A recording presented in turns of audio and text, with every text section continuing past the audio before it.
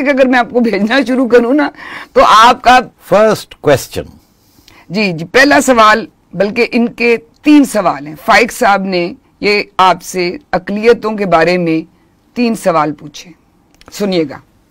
सलाम सिटी साहब, सर फाइक गिलर्स कर रहा हूँ पेंसिल्वेनिया यूएसए से। माय फर्स्ट क्वेश्चन, अगर क्रिश्चियन अपना वोट दे के पंजाब को ना तोड़ते तो क्या पंजाब को भी पाकिस्तान का हिस्सा बन सकता था?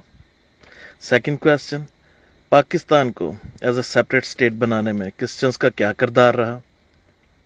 और माय थर्ड क्वेश्चन, अब वक्त नहीं आ गया कि इस रियल गवर्नमेंट को माइनॉरिटीज़ के अगेंस्ट जो उनकी पॉलिसीज हैं to keep minorities under pressure and in a constant fears, उसको भी रिव्यू कर लिया जाए? फाइक गिल साहब ने बहुत दिलचस्प सवाल पूछे और मैं हैरान हूँ कि ये सवाल कहाँ से आ गए। तारीखी सवाल हैं और बहुत से कम लोग ऐसे सवाल पूछते हैं और बड़ी इंटरेस्टिंग सवाल है। मेरा ख्याल है बहुत से लोगों को तो इसका जवाब भी नहीं पता होगा। मुझे भी थोड़ी सी इस पर रिसर्च करनी पड़ी क्योंकि इतनी याददाश्त नहीं है कि पार्टीशन के वक्त क्रिश्चियन कम्युनिटी का क्या रोल था। पंजाब असेंबली में उस वक्त जब तकसीम होने जा रही थी तो उस वक्त क्या हुआ और बाद में किस तरीके से क्रिश्चियंस को अकोमोडेट किया गया और उनका देखभाल की गई in the new state of Pakistan. तो सबसे पहला सवाल तो ये है कि अगर क्रिश्चियन वोट ना होता पंजाब की लेजिस्लेटिव असेंबली में 1947 में, तो क्या फिर पंजाब पाकिस्तान का हिस्सा बनता या इंडिया का हिस्सा बनता?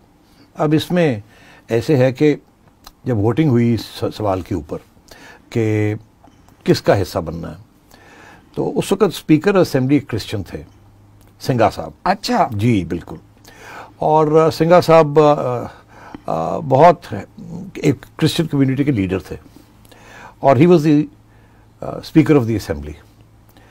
उसके साथ सीसिल चौधरी साहब थे और फजल इलाही साहब थे, ये भी क्रिश्चियन थे। ये 3 वोट थे क्रिश्चियंस के उस असेंबली में। जब वोटिंग हुई इसके ऊपर तो 88 वोट्स इंडिया के लिए कि पंजाब को हिंदुस्तान का हिस्सा होना चाहिए और 91 वोट्स पाकिस्तान के लिए। और वो 3 वोट्स जो थे, जो 3 क्रिश्चियंस ने वोट किया था पाकिस्तान के लिए, वो they made all the difference. तो सवाल ये बनता है कि अगर उस वक़्त ये अपना वोट पाकिस्तान के लिए ना देते तो क्या पंजाब जो है वो फिर डिवीज़न तो हो ही गई, मगर क्या इधर का जो पंजाब है ये सारे का सारा लाहौर जो है वो भी उधर चला जाता या क्या होता?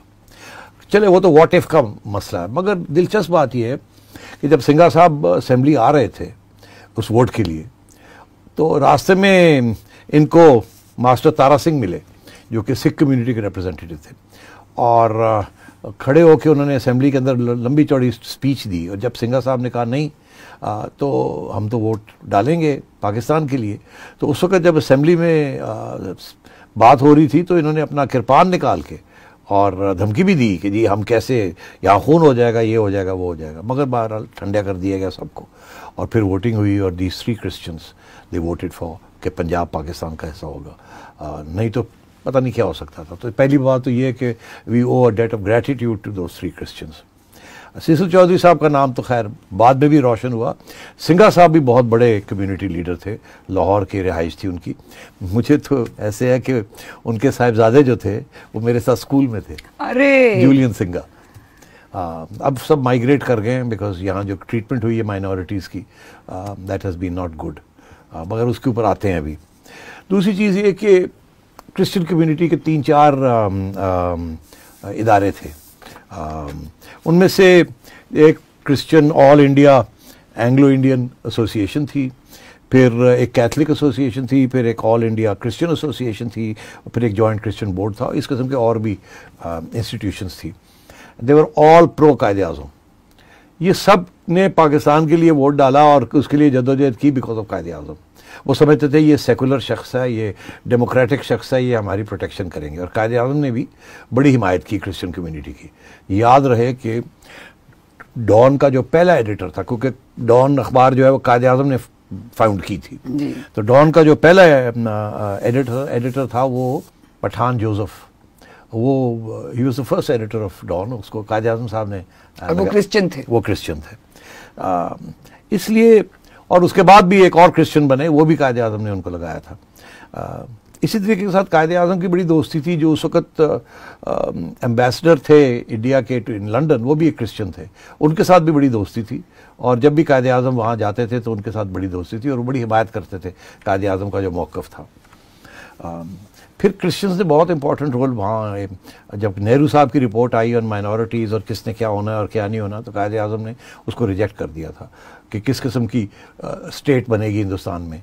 This is before the partition question के वहाँ पर कायदे आज़म साहब ने फिर 24 पॉइंट एजेंडा एक दिया था। उस वक्त भी नेहरू साहब को सपोर्ट नहीं किया क्रिश्चियंस के लीडर्स ने और कायदे आज़म को सपोर्ट किया।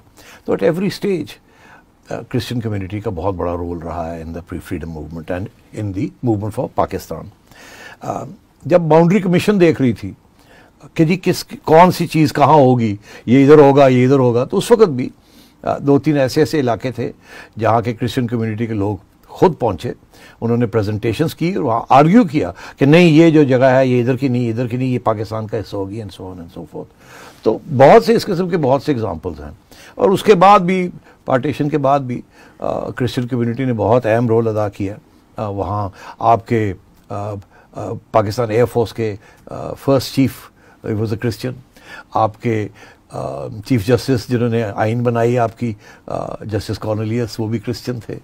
पाकिस्तान के 65 वॉर में आपने बहुत से नाम सुने होंगे ऑफ फाइटर पायलट्स जिन्होंने बहुत अहम रोल अदा किया and so on.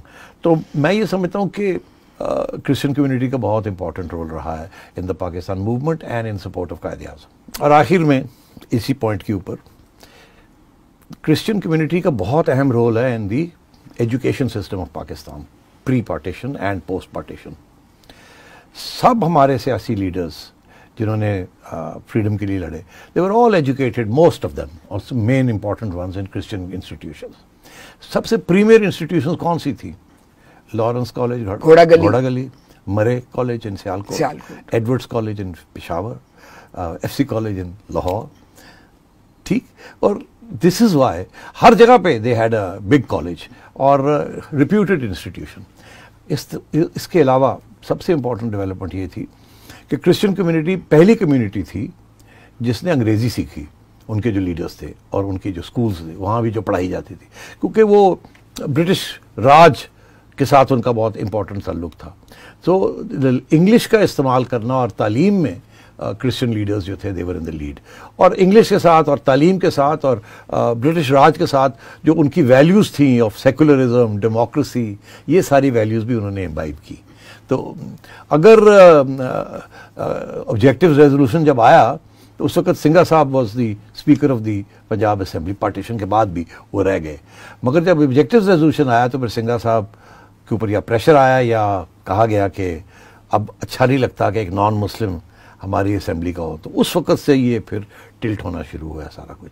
So he said ठीक है, he resigned and then life went on and history became something else. जनाब, आप एक बहुत इंपॉर्टेंट एजुकेशन इंस्टीट्यूशन आपने मिस कर दिया है, औरतों का। हाँ, you are right, Kinnaird college. जी बिल्कुल, थैंक यू। ऑफ कोर्स, वहाँ माजरत, आई एम सॉरी, बिल्कुल ज़हन से निकल गया, because canned was a very important institution, अभी भी बहुत इंपॉर्टेंट इंस्टीट्यूशन है। थैंक यू जी, मेरा कॉलेज है जी। अच्छा जी, आपने एक उनका जो लास्ट क्वेश्चन था वो उस पर भी ज़रा आप उनका जवाब दें कि वो कहते हैं कि इस वक्त जो अक़लियतों का हाल है पाकिस्तान के अंदर और जितनी मुसीबतों से वो गुजर रहे हैं, और तो हुकूमत को चाहिए नहीं कि ये ऐसी पॉलिसीज अपनी रिव्यू करें ताकि उनके सांस में सांस आए। देखिए, ये तो कहने की ज़रूरत नहीं है और हमें बड़ा दुख होता है कि जो माइनॉरिटीज़ के साथ ज़ियाउल हक के ज़माने के बाद जो सलूक हुआ है वो अच्छा सलूक नहीं हुआ और we should hang our head in shame. ये वो माइनॉरिटीज़ हैं who played a very important role. Parsis थे, क्रिश्चियंस थे, हिंदूज़ थे और माइनॉरिटीज़ थी। क्रिश्चियन कम्युनिटी तो अफोर्ड कर सकती थी, ज़ियाउल हक के ज़माने के बाद उन्होंने माइग्रेट करना शुरू कर दिया। कोई कनाडा चले गए, कोई ऑस्ट्रेलिया चले गए। और लाहौर की वो लाइफ थी, उनकी इंस्टीट्यूशंस और उनके और जो उनका प्यार मोहब्बत थी विद द मुस्लिम कम्युनिटी। मैं ख़ुद एक क्रिश्चियन स्कूल में मेरी तालीम हुई और some of my best friends were Christians. Julian Singer की मैं बात कर रहा हूँ, मगर वो बेचारे दब गए आफ्टर ज़ियाउल हक। उस वक़्त इतनी वो एक माहौल नया बनना शुरू हो गया था यहाँ, जिसके अंदर माइनॉरिटीज़ डिडंट फील प्रोटेक्टेड, और वो दिन है और आज का दिन है वो सांस लेना मुश्किल हुआ उनके लिए। और हम तो यही दुआ करते हैं कि यहाँ ऐसी कोई लीडरशिप आए और हमारी मजहबी जमातों को भी अल्लाह ताला को समझाए कि माइनॉरिटीज़ को ऐसे नहीं ट्रीट करना चाहिए, उनको रॉयल्टी की तरह ट्रीट करना चाहिए। हमारे हजूर तो सल्लल्लाहु अलैहि वसल्लम वो तो यही करते थे, माइनॉरिटीज़ का बड़ा प्यार करते थे, उनकी प्रोटेक्शन करते थे। मगर unfortunately we as Muslims have failed and ये this reflects very badly on us. Royalty की तरह ट्रीट करें ना करें, मगर कम से कम बराबर शहरी की तरह